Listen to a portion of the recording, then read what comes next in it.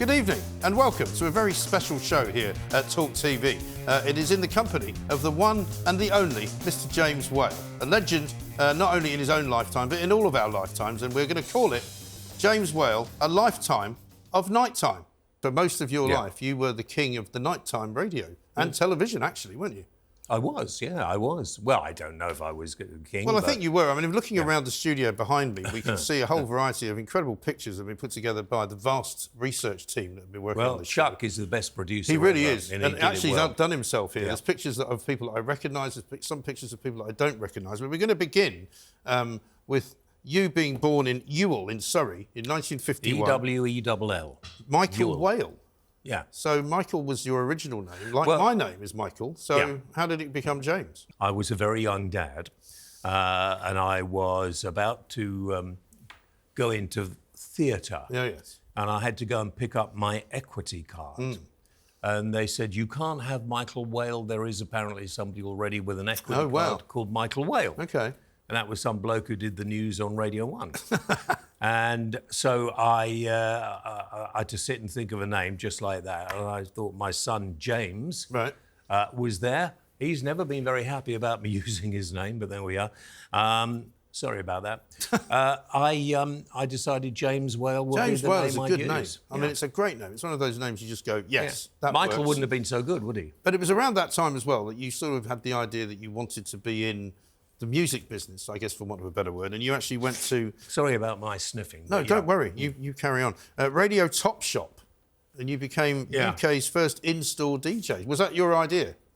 That was my idea, contrary to anybody who thinks that they know better.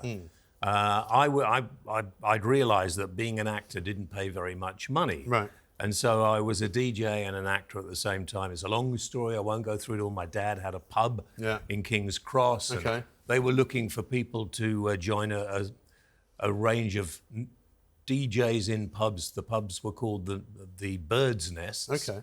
And I went to become a DJ in one. And I found I could make as much money on one night DJing in a pub or a club as I could for the whole week. And so how did you turn that into Top Shop DJing then? Well, I was in Top Shop with my wife at the time, and flashing lights, loud music. I thought, this is like a disco.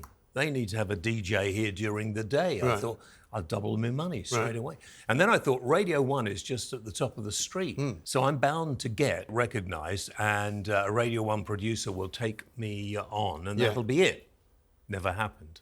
And then you were spotted by Metro Radio. Well, I was spotted, but then all the commercial radio stations came on. Right. And I got turned down for every single one of them, except Metro. No, I got Hallam as well.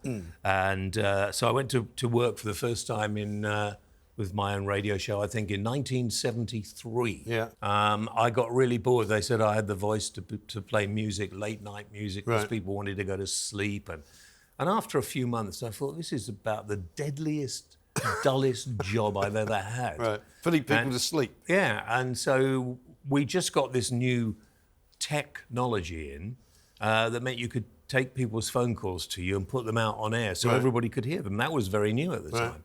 And I said to the boss, I said, do you mind if I take a couple of phone calls on air? Well, I don't mind. He said, you've got no listeners.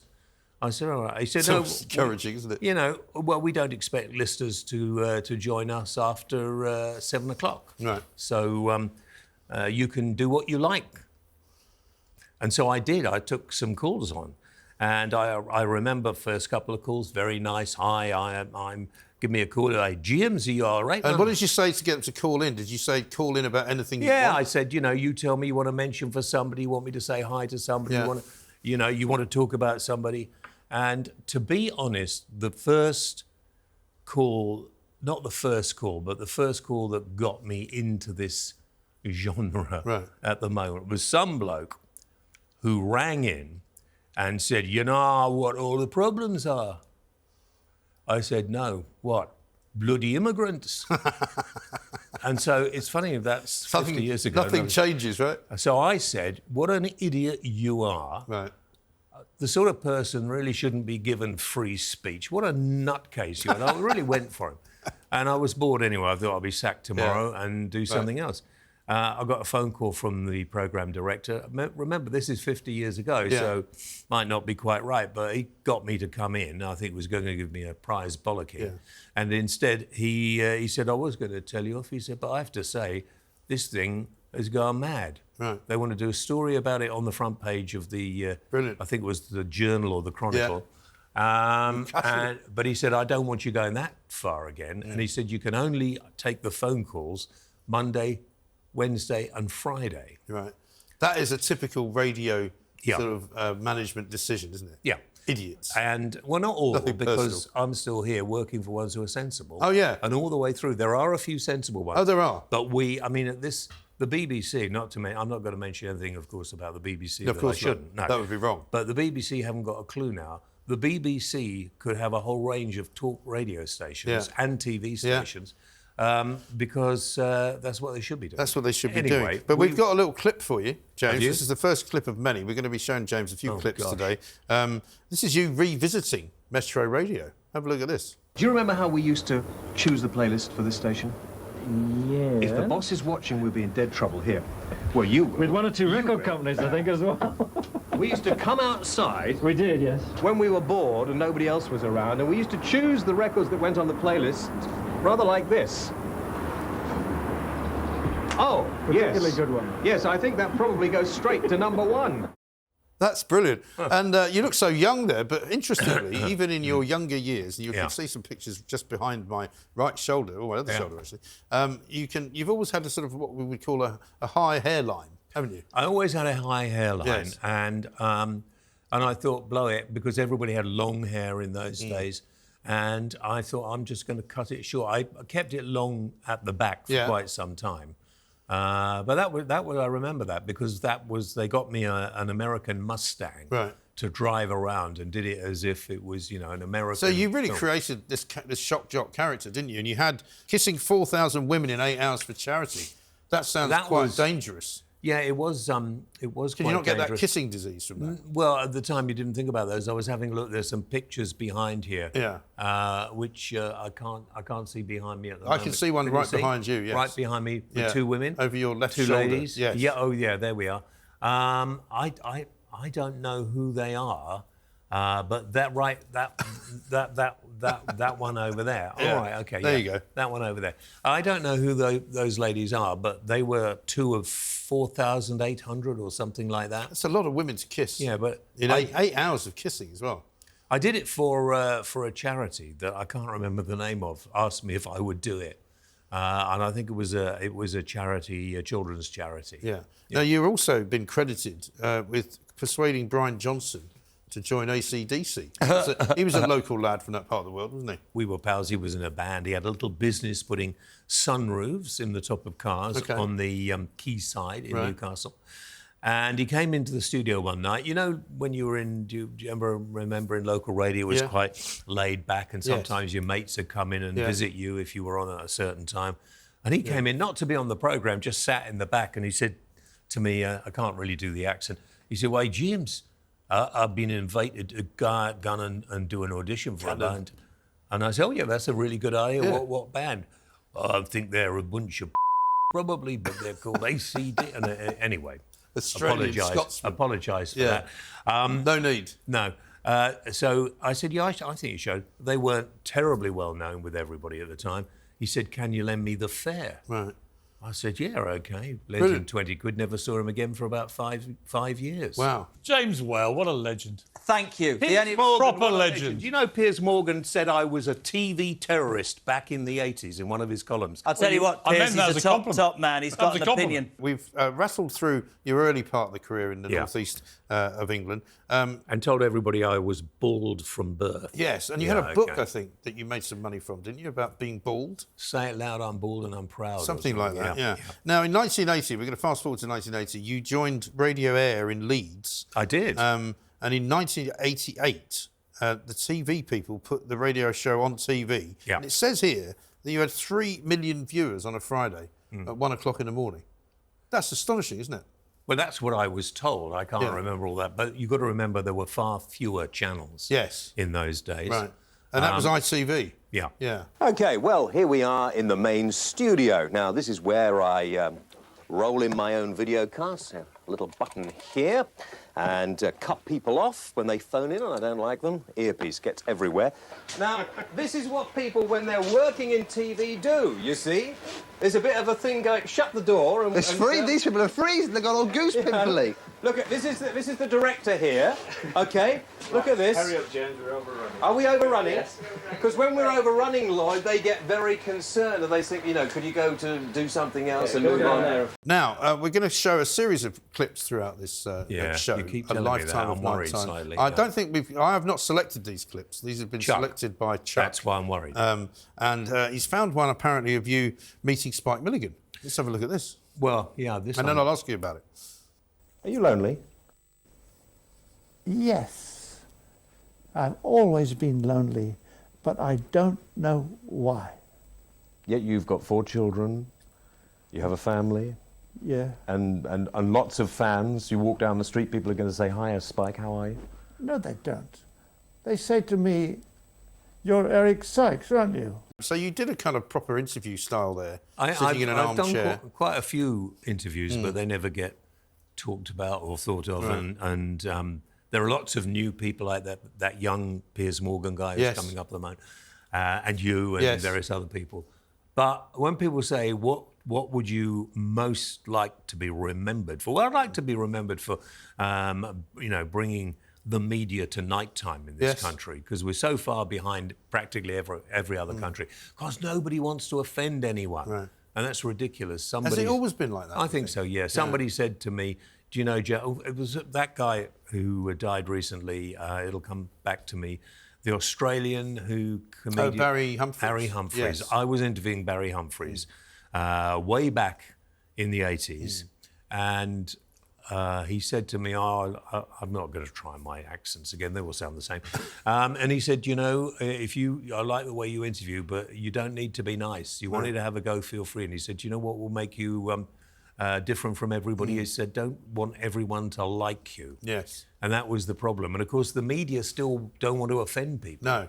But as long as you offend them without kind of... I think if you're fair, and I'm not going to say that you're always fair, because I've listened to your show for years and years and years, and sometimes some of the funniest moments are when you're completely unfair. But it's sarcasm often, of course. And the people that get it absolutely get it. And people love it. And they love listening to it. Yeah. And most of the people that you give a hard time to absolutely deserve it. Yeah. But what made you so proud of speaking to Spike Milligan? Because I have always found Spike Milligan and the Goons and everything to be very, very funny. And it was a privilege to be asked to go and do a chat with him. And that was just a while before he died. Right. And it was just brilliant. It just flowed. And you could see that he was quite a troubled character, wasn't he? Yeah. And we didn't know until probably after he died. No, and the people who was for my show, and they said, oh, yeah, well, you're going to get him to do loads of jokes and everything else. And I just sat down and I suddenly knew that wasn't going to be the way I was going to go. I already want to see the rest of that, you know, and that's the power of somebody like you being able to interview somebody like him and finding something, getting something else. But that's what you want to do, isn't it? There are so many people who will let you interview them now, I'm not going to mention any names, which will want a whole list of the questions that you're going to ask them. And Spike did, because my producer even said, we get Spike on the show, that's great. And he said something along the lines, oh, Spike likes your show.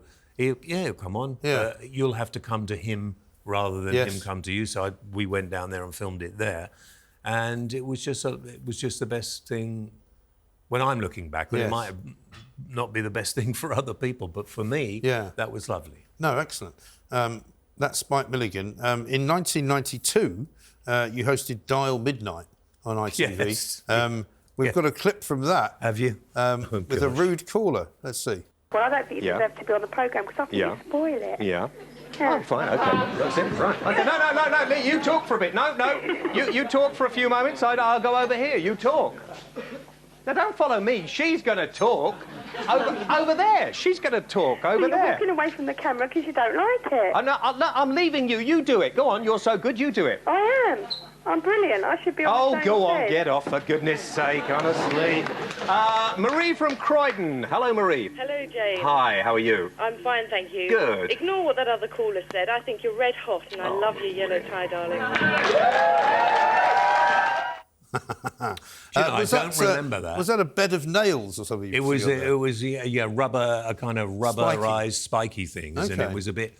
And I presented that with two ladies whose names I don't remember. Right. But I don't think they went on in the media after that. That was quite fun. It was called Dial Midnight, and then it turned into a different another look for programme. you as well. There was a bit of sideboard action going on. Well, no, it was just that this grew darker, and this grew. You can't really see, but this is all going. I've always had this bit under my neck, but recently I've sort of been on chemotherapy and they did statins or whatever. I mean, you've always had a bit of facial hair. Yeah, I wouldn't want to. I've got too big a face with all this, like. See, you've got quite a big face. I have got a very big face, quite a large head. Yeah. Well, maybe if you shaved it back a little bit. Yeah. Well, the thing is, I'm still pleased that it grows at all. You really? Yeah. You might find you get more of a fan club if you shaved it all I off. don't need more of a fan club. You don't want more. Okay. I've given enough trouble as it is. You are. James Whale is here. A lifetime of nighttime. We've got much more to show you, much more to share, and more of James Whale coming next.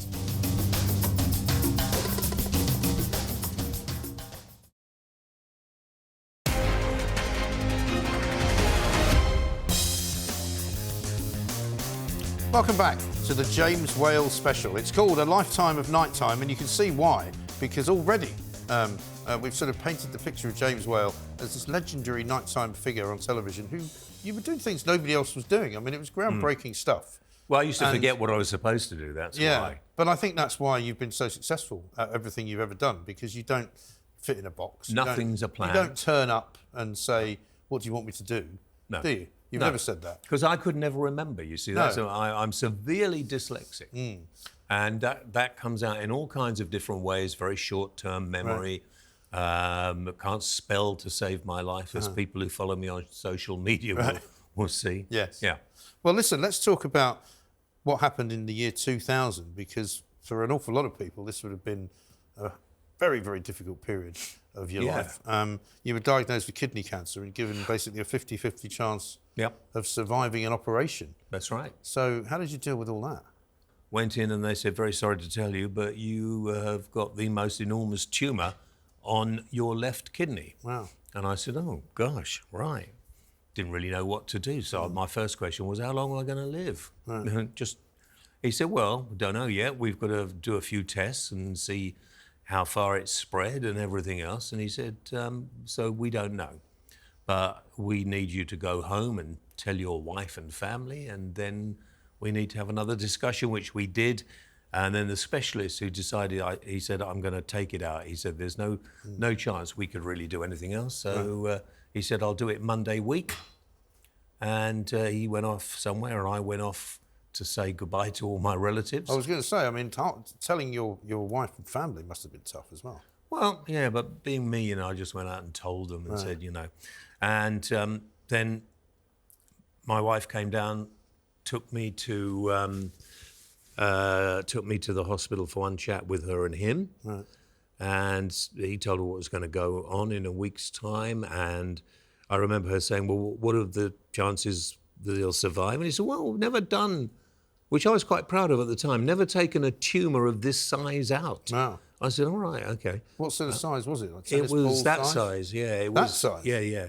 I've shown you my scar. And you never even knew that it was there? No pain, nothing, until I peed some blood. Right. I had no idea. Wow. Anyway, I remember thinking, all right, okay, we'll take it out. And my wife said, what are the chances of him surviving? And he said, 50-50. He said, if we get the tumour out, he's got quite a good chance of surviving because it doesn't seem to have spread. Yes. So they took it out. And I remember saying, so how long have I got? He said, well, I don't know. We'll have to see how you recover. It could did you have to have any sort of therapy after that? No, I chose not to. Right. Because he said, I wouldn't have chemotherapy, he said at the time. Don't think it'll do any good. Sorry, I'm just having a moment. That's okay. And he said, I wouldn't. What do you want to do? I said, well, if you wouldn't, I won't, and didn't have any. And I was never ill until just recently. That's incredible, isn't it? So in those days, presumably as well, I mean, cancer treatment wasn't what it is now. So it really was a 50-50. And so there was no chance. At what point did you think, I'm going to be all right? I think probably I got to 52, 53, something like that. And after a few more years, they said, I don't think you need to come back for any more checkups. And so I stopped. I should actually have carried on going at least once a year, but, you know, I didn't. Yes. And I should have done, Well, but there we are. You can't regret, can you? So but you also set up a kidney cancer charity. Well, back sort of 4 or 5 years after I'd had cancer, there was no real charity for people with kidney cancer. Right. So we set one up. It's now called Kidney Cancer UK. And we run, you know, a chat line and all kinds of stuff for people with kidney cancer, because it's still quite a rare cancer, but not as rare as it used to be. And now there are loads of treatments you can have for kidney cancer too. Okay. And so we move on to 2016, famous, of course, for the Brexit referendum. But you weren't interested in the Brexit referendum. You instead decided to join Celebrity Big Brother. James and Samantha are catching up. I think when we last met 20-odd years ago, you hadn't come out. No, I hadn't. No, you hadn't. How was it living like that? I must have been real... I was having relationships with guys then. Yeah? Yeah, it wasn't until I met Myra, really, that I fell in love with a woman. Yeah. You know? Surprise and yourself. I just believe that love is far greater than anything. Yeah. You can't help who you fall in love with. Yeah. You don't look very impressed. Yeah. Really do. Yeah. No, I think I'll put these on because more like that, don't you think? That's absolutely right. Yeah, more. Now, I'm told that you thought that you would go in there and you'd be the first one My kicked out, agent right? said, the other thing my agent said, he said, don't worry, you will be out the first time. And I thought, okay, Well, 'cause they'll that's hate you. worth money, I'll be out, they don't like me, blah, blah, blah.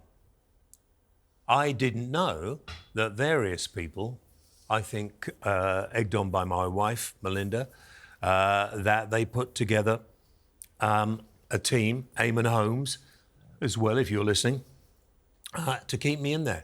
They're people that I was there till the last flipping day. You ended up coming third. Yeah, third or fourth, I can't remember, but I was there till the last day.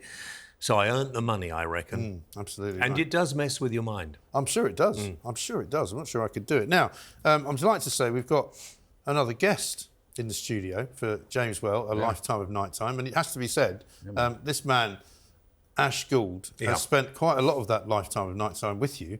Yeah. Well, he has, and I keep thinking I'd get rid of him or something. And I tried to, but I got rid of him. Yeah, you know, well, it looks that way. 1995, you guys first met. That's right, yeah. Tell us how you did that. How did you meet? Well, I mean, I was first working with, it was Sean Bolger, and I used to work with Mike Allen, you know, the great Mike Allen, who brought hip-hop to this country. And he's told James, I was on air a bit with Mike, and he goes, hello, James, why don't you try Ash on air? And that was basically it. Because he used to talk... Yeah, and he used to talk to me through the talk back, and I used to just talk, but then I was on air. And what did you make of him?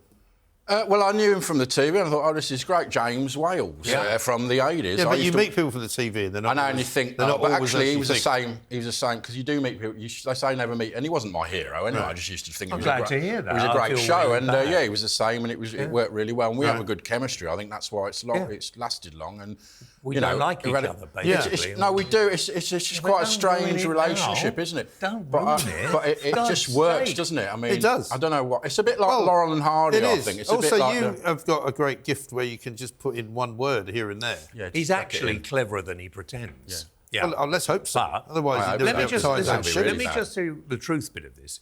Is they cut the budgets down, and said, well, that's how I ended up there. We haven't got enough money for a producer for your show. I said, that's okay. I just need Ash. Your original I don't know, mission was comedy, wasn't it? Did you not? Well, work with music. Sacha Well, I Baron did Cohen? comedy. I did work with. Yeah, I did sort of stand up when I was like 15 at youth groups, including with Sacha Baron Cohen. Yeah. I don't know what happened to him, but and then he went rotten actually. He went rotten. That's yeah, what he happened. hasn't. Like a lot of them. No, he's you all know, right. First movie was all right. I came to London because I'd done music production. I thought I'll do that, but then my brother, who was in radio, said, "Come and help out at IRN doing the sports feed." And I thought this is all right actually. And I went to do LBC, and now I'm here. Yeah. And so it's Now, brilliant. in For the last 2008, 28 there was another sort of cataclysmic event, which was that there was a mayoral race going on. You might remember in London. And James took it upon himself to tell everybody to vote for Boris Johnson. Yeah. But apparently that was against the Ofcom rules. You're not supposed to tell But I people which way balanced to it vote. out by saying Ken Livingstone is nice to skateboarders. Yeah. So I thought that would balance it. Unfortunately, they took it a lot more seriously than that, didn't they? No. Well, they fired you. That's what happened. He broke the broadcaster's code. He had to go away for a few years and come back when it had all died down. Yeah. Sometimes you have to. You have to, yeah. But the thing in my favour, because I actually did take the then company to court. Did you? Yeah. I found out on my home insurance that if you get into trouble like that, it'll pay for a barrister for you. Oh, that's good. Yeah, so I thought, They also told us that it started a week later, technically.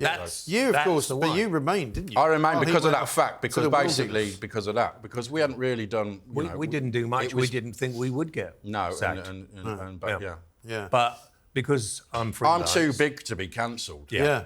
Like Ricky Gervais. Ricky Gervais. Yeah. But I saw one of the guys that I really liked. They were coming into court, and my barrister and their barrister had a chat, and then they said, came back and said, "Look, James, you probably win this, but then nobody will ever employ you again."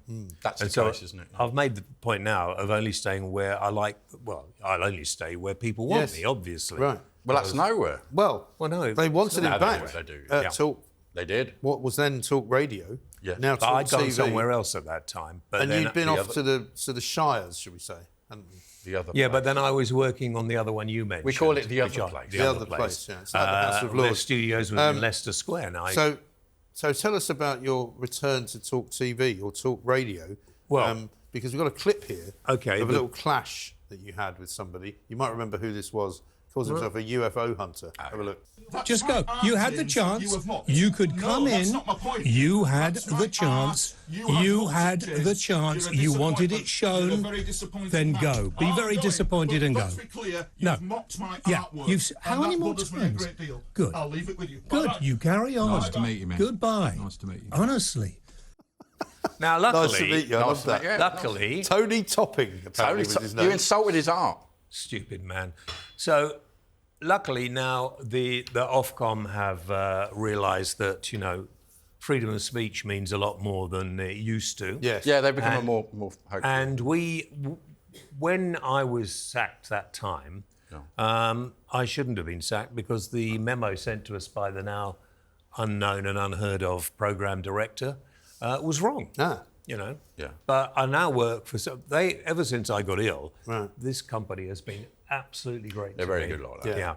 No, it's been brilliant to have you here. Now we've also got another clip because in June of this year you won a Lifetime Achievement Trick Award. Yeah, I was quite surprised. Let's have a look at when you were given it. So here we are at Talk TV. James Well has no idea he's about to receive the Trick Recognition Award.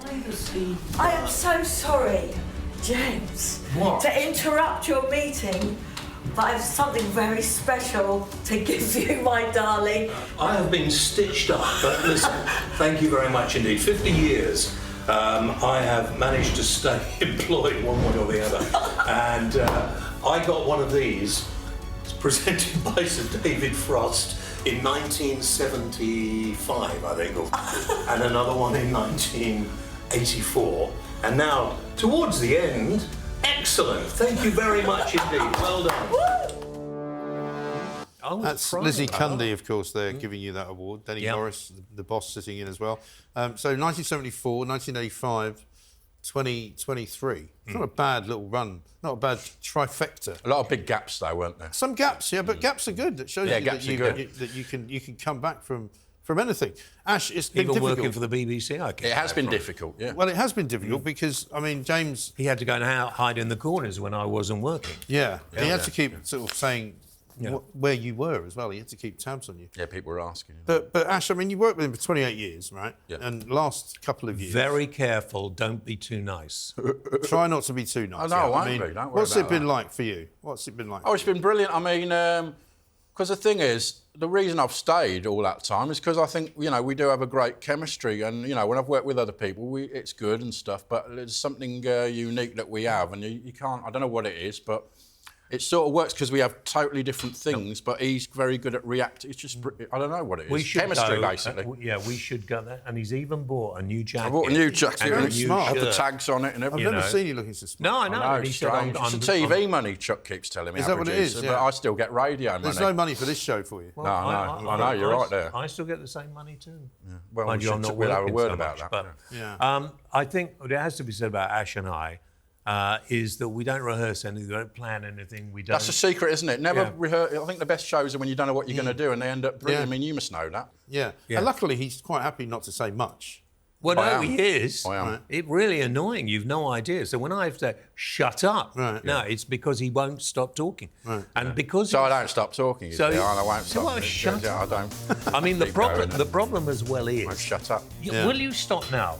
The problem is... This is the show. The problem is that I could be talking to you, interviewing you, and he'd be talking and talking, and then he'll come And I'll interrupt with a much better poignant question. Yeah. It'll really get to the sear, to the point of it. Have you shut up now? No, I mean, what else? Any more questions? I mean, no, we've got to go to a break. But just before you go to the break, that's what he does. He usually asks a question I asked about 5 minutes earlier, which then makes us all look stupid. You can go to the break. Last word, freak. Well, here we are. It is James Whale, a lifetime of nighttime. Ash is here as well. I'm Mike Graham. We'll be back with more after this.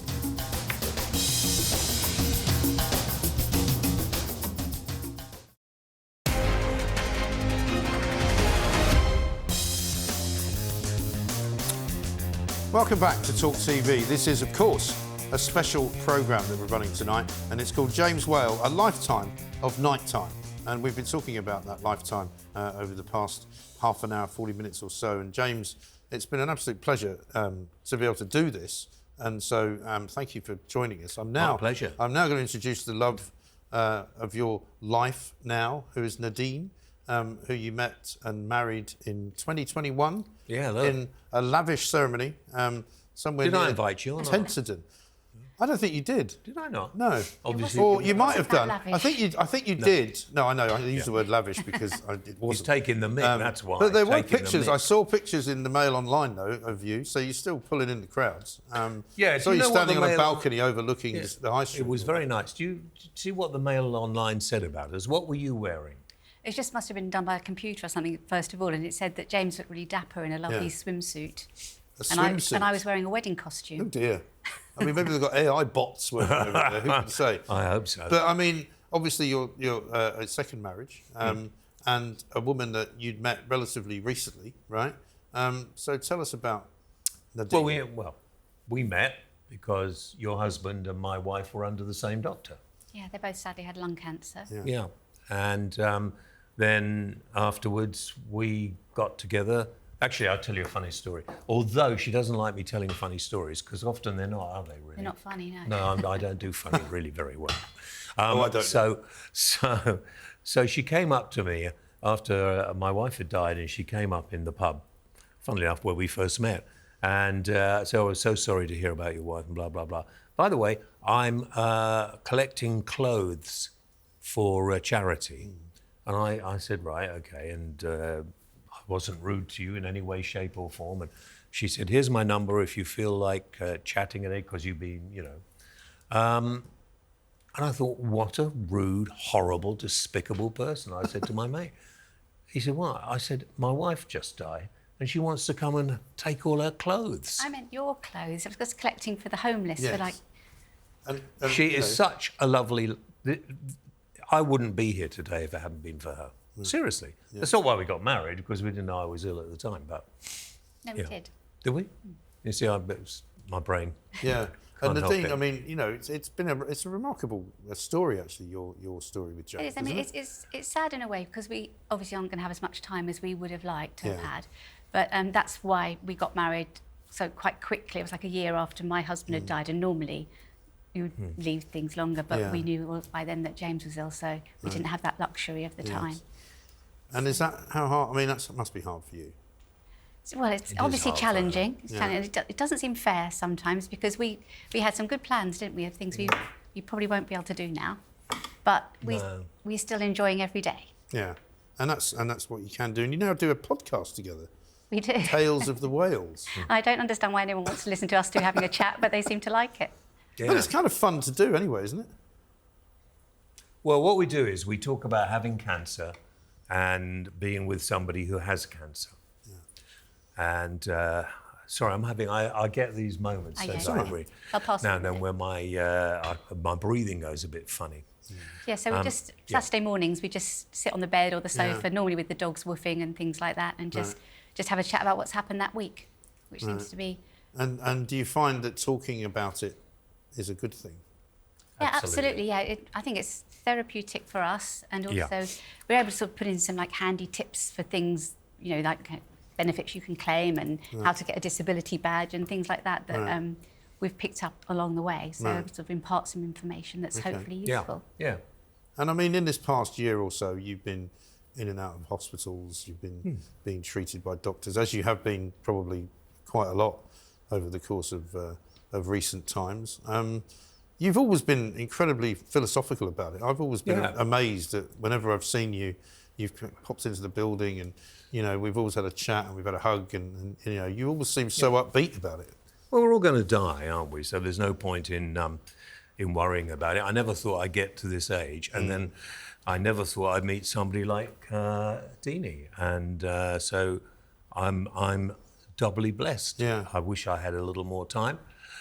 And the company allow me to still carry on broadcasting, and although I'm having one of these funny turns that I don't normally have, can you explain to them what happens? Well, you just feel a bit funny. I mean, I know he's had one because he normally goes a bit quiet, which is quite unusual, as I'm sure you're aware. Right. But they normally only last. You've had various courses of medicine over time, haven't you? You're not going to do what you want. You're not going to do that like. I'm not going to die right now. He's always like, I want to die on air. Don't you dare. You can't do that. No, absolutely not. We can't have it.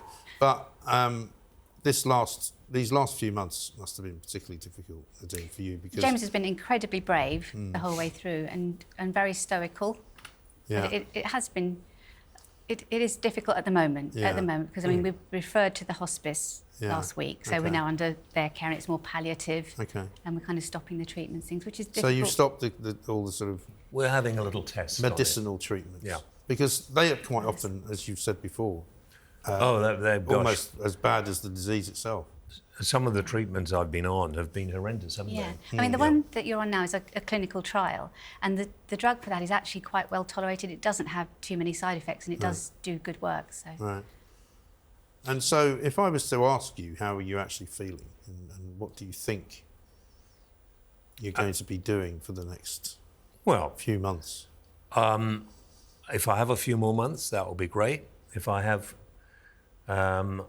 until next Christmas or this coming Christmas will be nice, wouldn't it? But if I die tomorrow, I've had an amazing time and I married an amazing lady. And I've had a lifetime of not having to have a job. I mean, I don't work.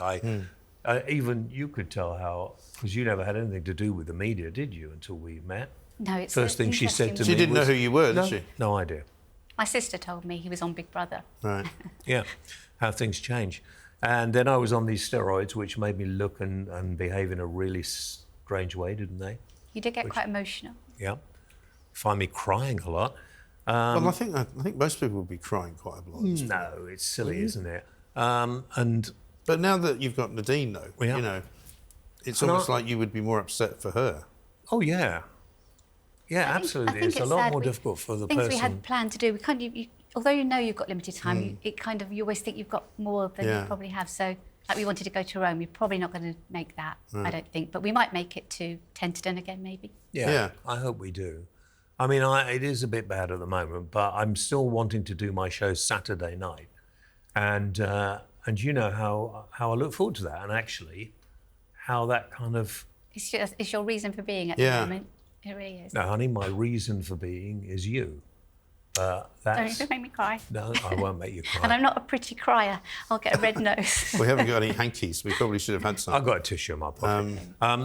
Yeah, I found her crying the other day. I came out, she was sunbathing in the garden. And I've never seen her cry before. I was trying to do it secretly. I don't want to cry in front of you. Well, don't sometimes tell everybody. it's good. Oh, sorry, we'll have to edit that bit That's out. my secret cry. Yeah. But it is difficult for the person That's why we do this Tales of the Whales, because everybody has sympathy for the person, me, who has cancer. And, you know, we know now, mine, I've known for a long time, since it was diagnosed, that it's untreatable and it's terminal.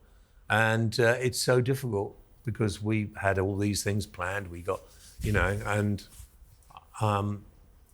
luckily you're a lot younger than me. So, you know, you'll have a, we're not quite that. We don't look that bad when we're out in public, do we? I don't look like a man with I think you're a very handsome couple. Yeah, I was worried that I looked sort of about 20 years older than 30 years older than the woman I was going out Don't worry, with. because I was wearing an orthopaedic boot anyway most of the time. Yeah, that was great as well. She couldn't walk much and I can't walk much. But it's also a great comfort as well for both of you. She hates the show, by the way. You're so close. She hates my programme. Does she? I go to bed at 10. So you don't even watch it. But I've seen you in here sometimes watching it from through the glass. She likes that occasionally, but she comes in for famous people. Oh, yeah. Yeah. But it's not, it does annoy you, doesn't it? You don't like... She did say if she knew what I did for a living, she'd never have married me. Married you. No. Well, maybe your TV persona is not the real you. You're actually the loveliest, sweetest, nicest person I've ever met. Silly. I'm told you like Matt Goss. Oh, yes, she does like Matt. I did Goss. come into the studio when Matt was here. Yeah. But he's really lovely. I've known Matt and Luke for a long, long time, and they are really nice. Yeah. Well, we've got a few clips from the last year of your Talk TV show. Again, I can't say that these were edited by me, so I don't know what I'm about to see, but have a look. All right, let's have a James Whale. How are you doing? Good. Now, what do you want? I don't want anything. Thank you very much indeed. Every night from 10 till 2, Whaley's on the line for you. Give me a ring. I'll be there, the mega mouth of radio air. £300. Let me just stop you for one moment. This was a section that was called Cool Biggins. Did you want to ask a question to Christopher Biggins? No. Where's your buzzer? No, I've got the friggin' buzzer in here. Everybody's good at cooking something, and I'm good at cooking crumble. Would you like some? Well, would you then? Yes. How do you get such attractive women around you, Stanley? How does this work? I mean, what is there? What is there? I feel very, very privileged. And don't it feel good? Yeah! Happy birthday to you. I don't give a stuff whether she likes the show or not. Most people who watch this show don't like it. That's a fact. That's what happens. That's what you get when you commentate your time. You show your small nipples. As far as I know, that kind of animal doesn't have any testicles. He has. No. They're just under the desk. There they are. I choose not to show them. Do you remember, Sweet, when we went out to that nightclub in London called Stringfellows? Yeah, I thought you would. My new vagina is so tight it squeaks when I walk. So what I'm going to do is... let's squeaks. No. Okay, let's try this now. Is it squeaking? It is squeaking. I get a sense with him that he is he's a sensitive guy as well. I remember listening to you, the midnight show. You were fantastic then. Yeah, but if you heard it now, you'd probably think it was rubbish. Did you get rid of him now? When you hear shows that you hear in the past, you go, why didn't you think that was good? Go on, take him up, get him up out the seat, move him out of the door. Lizzie Cundy has now kicked out Vladimir Putin. Call us 0344 499 1000. Did you come here legally?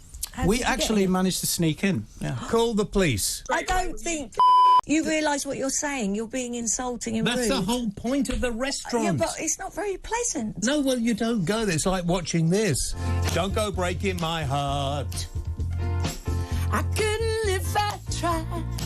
Oh, honey, I can't hear Wait for the beat, man. You rang up for the text number. To go live on air, just to ask us for the... Why the hell would you ring up for the text number? Why didn't you just ask... I thought I'd be able to speak to somebody to get it.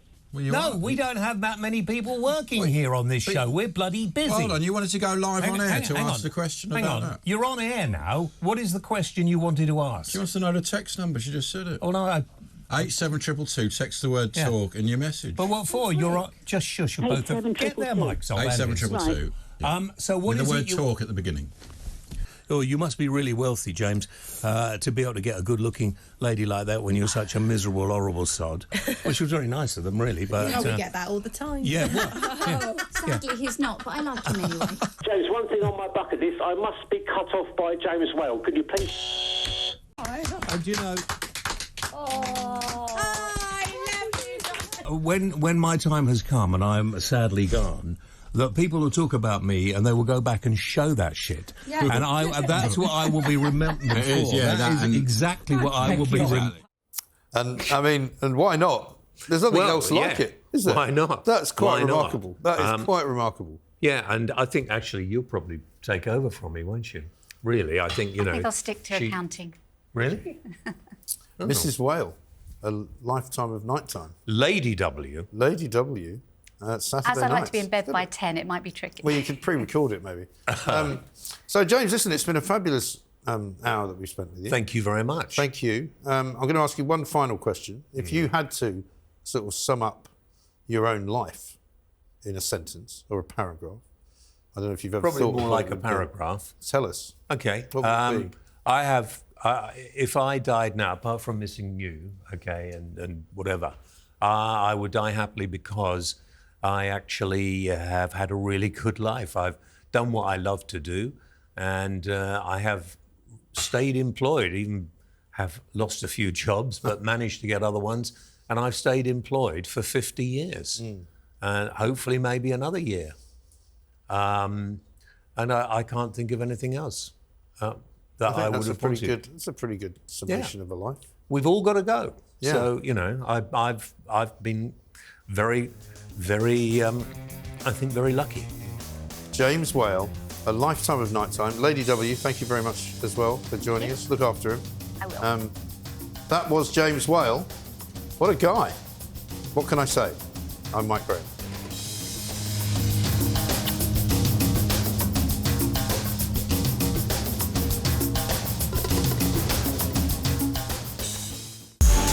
It's the world's #1 interview show, the new global home of big debates and big questions. This is really unfair. Why? We'll explain why. For all the big names. When I say I am God, I'm not joking. You're going to resign? Yeah, because I cannot continue my work. Did you feel Elvis was a controlling influence on you? And the good news? You've already found it. All new Piers Morgan Uncensored, right here, Monday to Thursday, 8 p.m.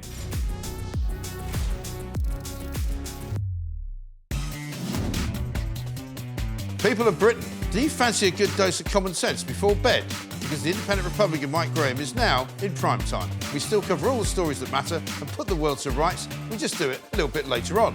So don't miss the Independent Republican Mike Graham Monday to Thursday nights at 9 p.m, right after Piers Morgan Uncensored. Yes, the revolution will be televised.